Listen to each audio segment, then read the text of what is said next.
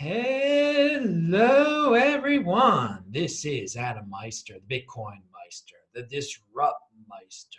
Welcome to the One Bitcoin Show. Today is September the 5th, 2019. Strong hand, be a unique beast, value your wealth in Bitcoin. Having hype, unconfiscatable. One Bitcoin goes one Bitcoin. Offended by selling. In motion. Your home for Bitcoin insider information. Conviction. All right. Hello, my elite friends. How you doing tonight? Oh, it's late. Tomorrow, we have quite a show for you. This Week in Bitcoin. It'll be around 5 p.m. Baltimore time, I guess. Maybe, yeah, around the same time. I've got a special guest, the CEO of eToro. Yeah, Yanni Asia will be on there tomorrow, giving you a CEO's perspective of what's going on in Bitcoin and a little bit beyond. He'll talk some altcoins because obviously eToro sells them also. I want to thank Crypto Shrugged author. He sent me 500 Filipino pesos in the super chat on Wednesday. Thank you, my man. You are awesome. He's been on the show before. Pound that like button because he's the tallest man in all of Bitcoin. 7'3". You better believe it. Anyway, yeah, you can do super chats, all that good stuff. Support the show. Just retweet me. I'm on Twitter, TECHBALT. Speaking of Twitter, here is a tweet actually promoting Israeli Bitcoin debate, September 10th, DNDD, Tel Aviv Blockchain Week, Yanni versus Udi. Yeah, Udi, who's been on the show before, you all know him from Twitter. He's debating Yanni. It'll be a fun debate. And I'm the moderator at the event, the DD&D event on Tuesday coming up. Giacomo Zucco will also be there. I'm really looking forward to meeting Giacomo. And I know a lot of people are coming into Tel Aviv for Blockchain Week. It's going to be great to meet everyone on Tuesday. If you're in town on Sunday, go to the Bitcoin Embassy. All right. On Sunday night, I will also be there. This is a great Bitcoin city, a great city. Doesn't rain. Hasn't rained yet. I've been here 2 months. Not one drop of rain. Can kind of drive you crazy. Pound that like button. And also retweet my classic. There's not that much to talk about tonight, is there? Now, there's stuff we're getting to.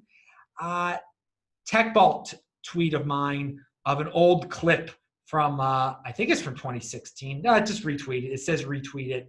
I've been doing this a lot. If you follow me on Twitter, you get to see these classics. Now, speaking about classic shows, people are really liking this Bitcoin Focus show that I've started, okay?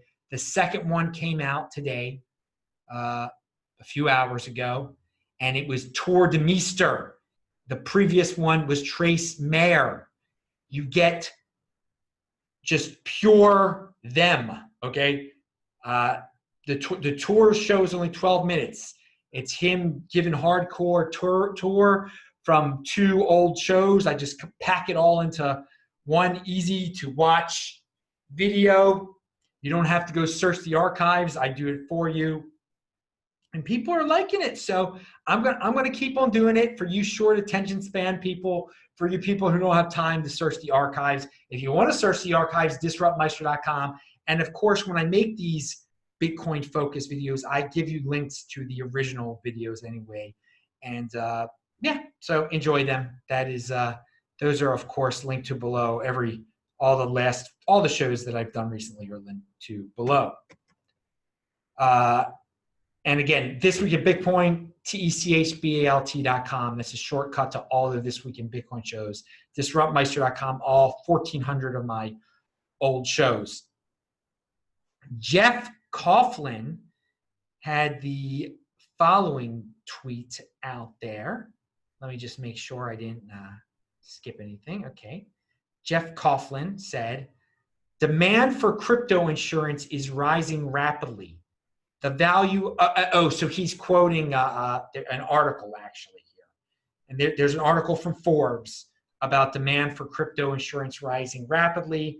the value of all digital assets is hovering near $300 billion, and hacks show no signs of slowing down. Companies like Lloyd's, Aon, and Coalition are poised to profit.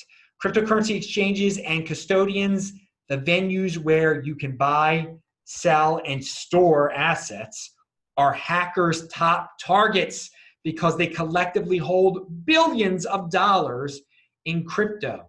They face a unique challenge because they need to let customers move their assets quickly while also sharing them safely. Don't be part of this honeypot, people, okay? They can have the best insurance in the world. Doesn't mean that the hackers are going to stop trying. The hackers will not be affected at all by the insurance. They might even be more tempted to try to get these honeypots. When you control your own Bitcoin, you're not going to have as much as these big custodians, as these hackers have, okay? So, not these hackers, these exchanges have. So don't think you're going to be a target of a hacker. I mean, be careful, but you've got something on a Trezor. They don't even know who the heck you are, okay? You want to be in that situation. Like, why would anyone even know who I am to try to hack into my computer, to hack into my Trezor, which is unhackable? But many of you want to keep your stuff on Coinbase. Oh, they're sure they'll pay me. Sure, they'll pay you. Will they pay you 100%? Are they really insured? Is Lloyd's of London really going to pay them off, or these other companies? Why risk it? But hey, if you're an entrepreneur and you know about the insurance industry, yeah, it's a big opportunity, because people aren't going to listen to me. The 80%ers that are going to get into crypto, they're not going to want to control their own private keys. They're going to rely on these custodians, on these exchanges. So many, and they're all hackable. They're all still going to be honeypots, and there will be more and more hacks. If you check out that Tour de Meester show I put together earlier today, he even said it back in 2017. He said that it's amateur hour at some of these places, and the hacks are going to keep on happening. The hacks, quote unquote. There's insiders that and again, does Lloyd's insure if it's an inside job at Coinbase? And I don't want to rag on Coinbase or anything, but I just pulled their name out of my head. If it's an inside job at Binance, the next time it happens, is that covered by insurance? I don't know. It's just as simple as getting your Trezor, putting your Bitcoin on it, okay? But insurance dudes, yeah, you got a big opportunity, because people aren't going to put their coins on their Trezor like they should. And people aren't just going to own Bitcoin either, unfortunately. They're going to own all these nonsense altcoins that can only be stored on these exchanges easily. All right. The most secure form of wealth storage on the planet is Bitcoin, if you know what you're doing with your Trezor or your Ledger or whatever hardware wallet you got out there, okay? But it's not the most secure form of wealth storage. If you don't control if Coinbase has it, it's theirs. Pound that like button.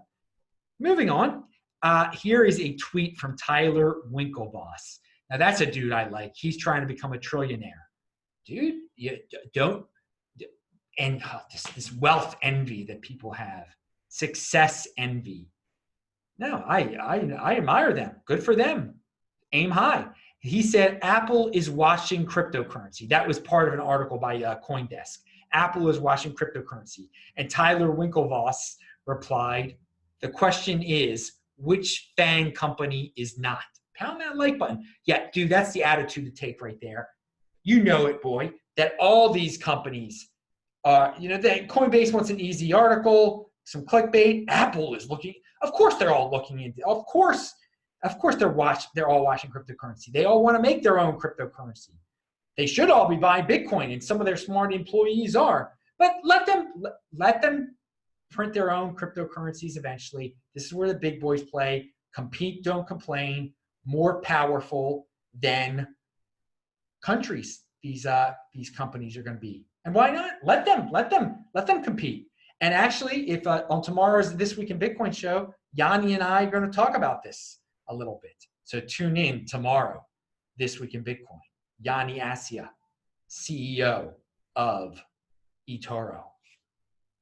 And of course, eToro advertises on the Ben Shapiro show. And I was listening to the Ben Shapiro show from yesterday, actually. And in the middle of the show, you'll have to find it. He is complaining, is frustrated with companies getting more and more political, okay?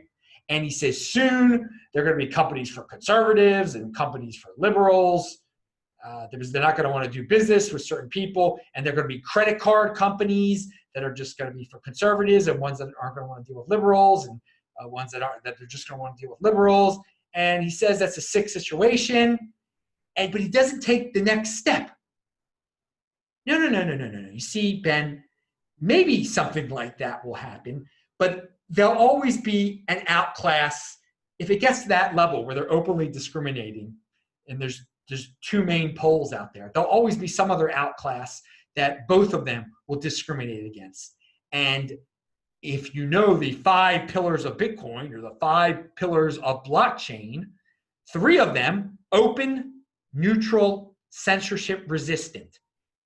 That's what you're desiring right there, Ben Shapiro, when you're doing business, when you're talking about financial companies. You want them to be open, neutral, censorship resistant, and they're not, because they're companies. And you're taking it to the extreme, which many will get to eventually. Bitcoin, dude, you have companies, you've had companies associated with Bitcoin, including eToro, advertise on you before. Learn about it, Ben Shapiro. Bitcoin isn't going to discriminate against anyone. Your worst enemy can use Bitcoin, and it doesn't matter. It helps you more if your worst enemy is holding Bitcoin. It helps you. Open, neutral, censorship resistant. That is not what these companies are that you described that they're evolving into, but that is what Bitcoin is. And that is the problem with the financial world today, is some of the major, those 3 things. The problems that you brought up, Ben Shapiro, are the lack of them being open, neutral, and censorship resistant. All right. If you, by the way, we've gotten to the end of the show, and I want you to bang that bell button, pound that like button, of course, and get ready for the best guests in the space. Well, you can check them out already at the Bitcoin Focus show, and tomorrow on This Week in Bitcoin, and in the archives. But if you're on Twitter and you've got something smart to say, and people have been doing this lately, it's been awesome. They make up their own quote, and then they say @TechBalt at the end. If it's good and it's nice, if it's clean, I retweet it. When you mention TechBalt in your tweets, I retweet it. So do it. If you want to retweet, I've got a pretty big audience out there. If you like that type of thing, do it. It's a great way to get my attention. I always read the stuff when people mention @TechBalt on it. All right, and I do love Twitter, not for the arguments and all the nonsense out there, but because you use it as an educational tool.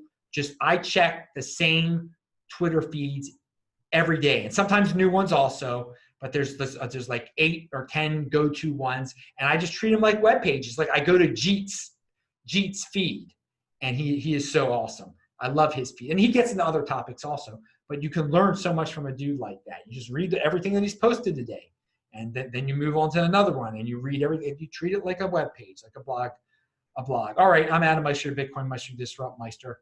Subscribe to the channel, like this video, share this video, click on those squares, tune in tomorrow around 5 p.m. Just follow me on Twitter @TechBalt. You'll know when This Week in Bitcoin is coming on tomorrow. And of course, do check out the show from earlier today, the Tour de Meester compilation video, Bitcoin Focus. All right, see you later.